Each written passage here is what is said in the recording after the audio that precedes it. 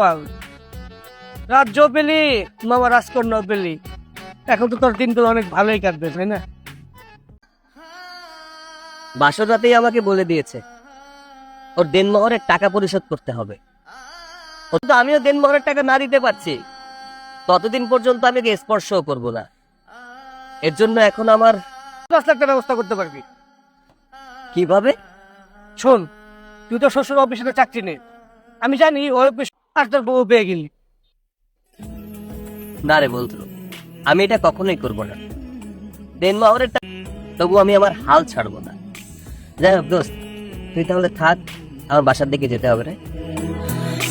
আমার মেয়েটা তো এরকমই, তুমি দেখতে পাচ্ছ। একটু সামলে চলো, দেখবে সব ঠিক। কেন বাবা, ভার্সিটিতে যাচ্ছি? ও, ভার্সিটিতে যাচ্ছ? একা যায় না, বড় যেতাম। এখন তোমার বিয়ে হয়েছে, এখন তো একা কোথাও তোমার যাওয়া যাবে না। কে আমার সাথে করে নিয়ে যাব? প্রশ্নই আসে না বাবা। ওকে যদি আমার সাথে করে নিয়ে যাই, আমার তো মান সম্মানই থাকবে না।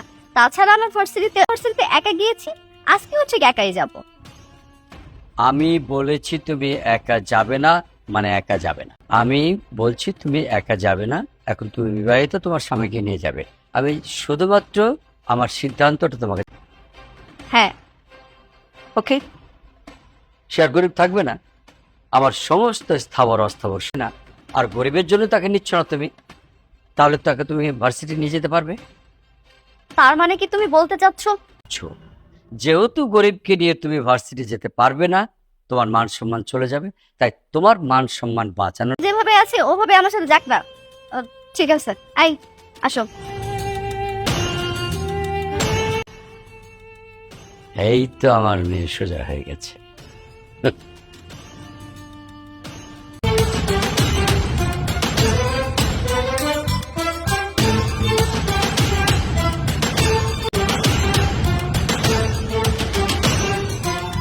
কি রে, তোরা কখন আসলে?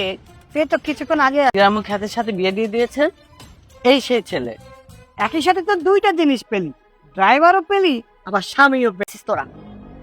দোস্ত, তুই গেলি কোটিপতি বাবার একমাত্র মেয়ে, তাছাড়া আমাদের ক্যাম্পাসের সেরা সুন্দরী।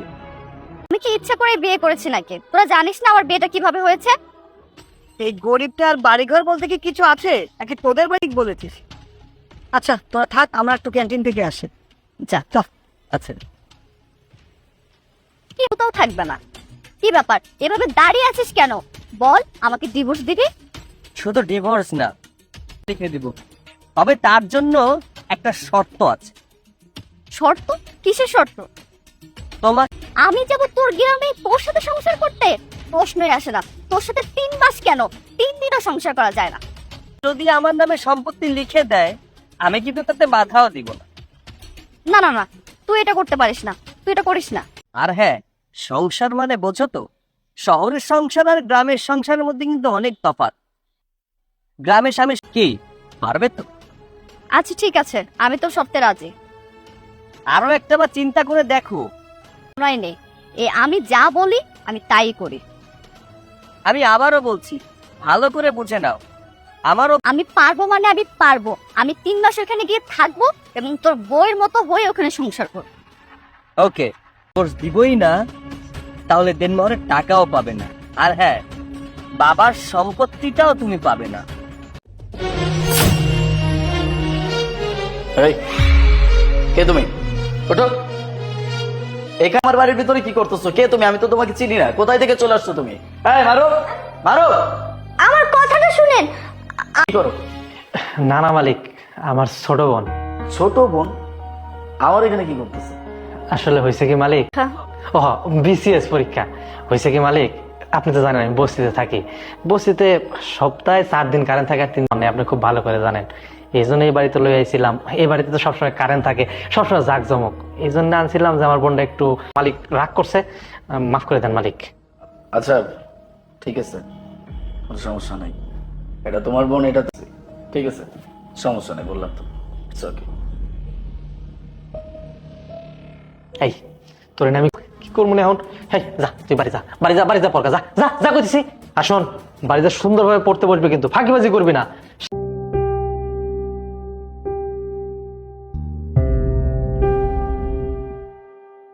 আরো কিছু কিনে নিয়ে এসো। আচ্ছা ঠিক আছে স্যার, আমি হাতের কামটা শেষ করে যাইতেছি। ঠিক আছে। Okay sir. স্যার, আপনি বাজার থেকে যে জিনিসপত্র আনতে কইছিলেন সবকিছু লয়ে আইছি স্যার। এই যে লিস্ট আর কিছু টাকা বাঁচছে স্যার। রান্নাঘরে এক কাজ করো, ওগুলো তুমি তোমার বাসায় নিয়ে চলে যাও। কি কইতেছেন স্যার? ওইগুলা বোন ঠিক মতো পড়াশোনা করতে পারতেছে না, কারণ তোমরা যে বস্তিতে থাকো সেখানে প্রচুর লোডশেডিং হয়, কারেন্ট থাকে না। এগুলো তুমি তোমার বাড়িতে নিয়ে যাও। ল্যাম্পাসে আরো বেশ কিছু জিনিস আছে, এগুলো দিয়ে তোমার বোন খুব সুন্দরভাবে পড়তে পারবে। কি কইতেছেন স্যার? আসলে তোমার বোনের মতো আমারও একটা ছোট বোন ছিল। ছোট থেকেই ওর পড়াশোনার প্রতি অনেক ঝোঁক ছিল, সেভাবে ওকে পড়াশোনা করাবো। কিন্তু হঠাৎ করে একটা রোড অ্যাক্সিডেন্টে পুরো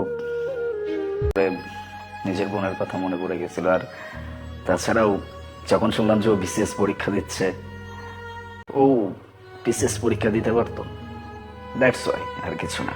তোমার বোনের জন্য অনেক অনেক দোয়া, অনেক অনেক শুভকামনা। এখানে কিছু টাকা আছে, তোমার বোনের যদি আরো কোনো কিছু প্রয়োজন হয় তাহলে এখান থেকে খরচ করো। আর তাছাড়াও যদি আর সারা জীবন মনে রাখুন স্যার, এই ঋণ আমি কোনোদিন শোধ করতে পারব না। আল্লাহ আপনার ভালো করুক স্যার। আসি স্যার। ঠিক আছে।